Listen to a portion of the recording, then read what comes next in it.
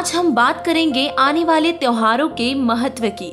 हर त्योहार की अपनी एक कहानी है, महत्व है और आज के इस वीडियो में हम इसी विषय में जानेंगे। तो चलिए शुरुआत करते हैं आज की खास वीडियो की। दोस्तों, नवरात्रि, दशहरा, करवा चौथ के समाप्त होते ही अन्य बहुत से त्योहार जैसे धनतेरस, दीपावली, गोवर्धन पूजा और भाई दूज के आने की तैयारियां शुरू हो जाती हैं। ये त्योहार ही होते हैं जो घरों में खुशियां ले आते हैं, बिछड़े लोगों को आपस में मिलाते हैं। धनतेरस के पीछे बहुत सी कथाएं व मान्यताएं हैं। मान्यताओं के अनुसार धनतेरस माँ लक्ष्मी से जुड़ा पर्व है और इस दिन लक्ष्मी माता ने एक गरीब किसान को वरदान दिया था और हमेशा के लिए उस पर लक्ष्मी कृपा बरसते रहने का वचन दिया था। ये दिन यमदेव को भी समर्पित है और पौराणिक कथाओं के अनुसार इस दिन यमराज के निमित्त दीपदान किया जाना चाहिए। ऐसा करने से उस परिवार में अकाल मृत्यु नहीं होती। और अन्य कथाओं के अनुसार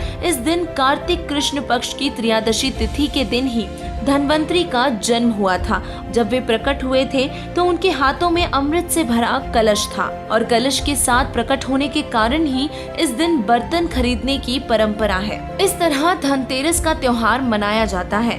दर्शकों, दीपावली के त्योहार की जानकारी तो बच्चे बच्चे को है।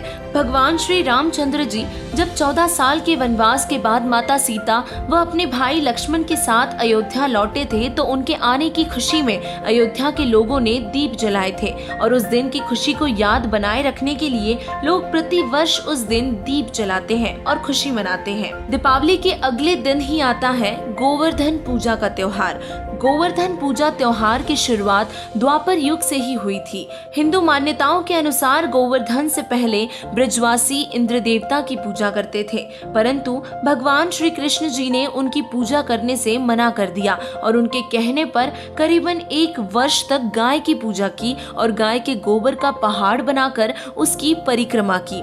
ये सब देखकर इंद्र देवता क्रोधित हो गए और ब्रज पर भारी वर्षा करने लगे, जिस पर भगवान कृष्ण जी ने उस गोवर्धन पर्वत को अपनी एक उंगली पर उठाकर पूरे ब्रज की रक्षा की।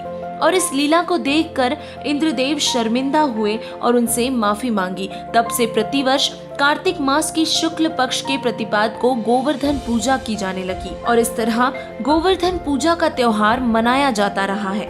जैसे ही गोवर्धन पूजा पूरी हुई तो भाई दूज की तैयारियां प्रारंभ हो जाती हैं। कार्तिक मास की शुक्ल पक्ष की द्वितीय तिथि को भाई दूज मनाया जाता है और इस दिन भाई अपनी बहन के घर जाता है। बहन अपने भाई को तिलक लगाती है और भाई दूज की कथा सुनती है। भाई को मिठाई आदि खिलाती है और उनके उज्जवल भविष्य व लंबी उम्र के लिए प्रार्थना करती है और उसके बाद ही वे स्वयं भोजन करती है। ये त्योहार भाई बहन के प्रेम का त्योहार है और हर साल इस दिन बहनें अपने भाइयों को अपने घर पर आमंत्रित करती हैं और उनकी लंबी उम्र व उज्जवल भविष्य की प्रार्थना करती हैं। दोस्तों, ये तो थी इन त्योहारों की कथाएं।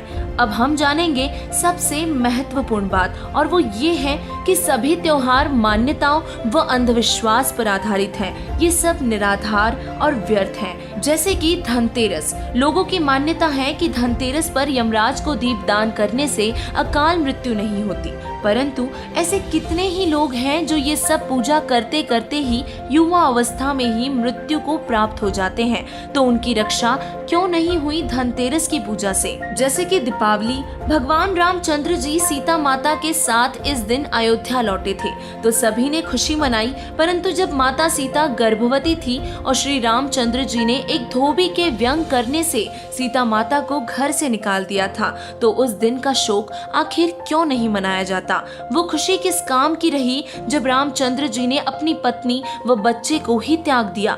गोवर्धन पूजा, भगवान श्री कृष्ण जी ने इंद्रदेव की पूजा बंद करवाकर एक इष्ट की पूजा करने का आदेश दिया था।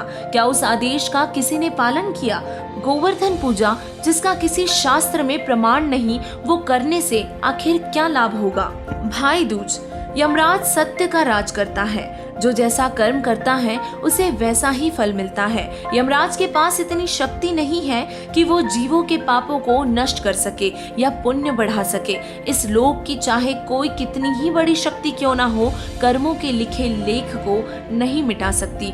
सतलोक के पूर्ण शक्ति युक्त परम पिता परमेश्वर कबीर साहिब जी ही जीवों के पाप कर्म काट सकते हैं और अपने कोटे से उन्हें सर्व लाभ दे सकते हैं। जी हाँ दोस्तों, पूर्ण परमात्मा कबीर साहिब जी ही सर्वशक्तिमान हैं, जो सब कुछ करने में सक्षम है। वो परमात्मा अपनी प्यारी आत्माओं के कल्याण के लिए समय समय पर पृथ्वी पर स्वयं आते रहते हैं या अपने किसी संत अर्थात परम भक्त को पृथ्वी पर सद्गुरु रूप में भेजते हैं। वो महान संत जगत गुरु तत्वदर्शी संत रामपाल जी महाराज जी हैं। संत रामपाल जी महाराज जी सभी धर्मों के शास्त्रों का ज्ञान रखते हैं और सभी संतों की वाणियों का अर्थ जानते हैं। वे स्वयं परमात्मा हैं, जो सद्गुरु रूप में आकर लीला कर रहे हैं। अपनी पुण्य आत्माओं को लेने के लिए ही वे सतलोक से आते हैं। परमेश्वर कबीर साहिब जी जब कलयुग के करीब 600 वर्ष पहले आए थे, तब उन्होंने कहा था, 5 सहस और 500 जब कलयुग बीत जाए, महापुरुष फरमान तब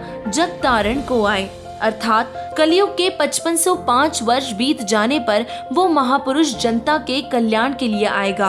और आज वो महापुरुष संत रामपाल जी महाराज जी के रूप में जनता के कल्याण के लिए इस पृथ्वी पर मौजूद है।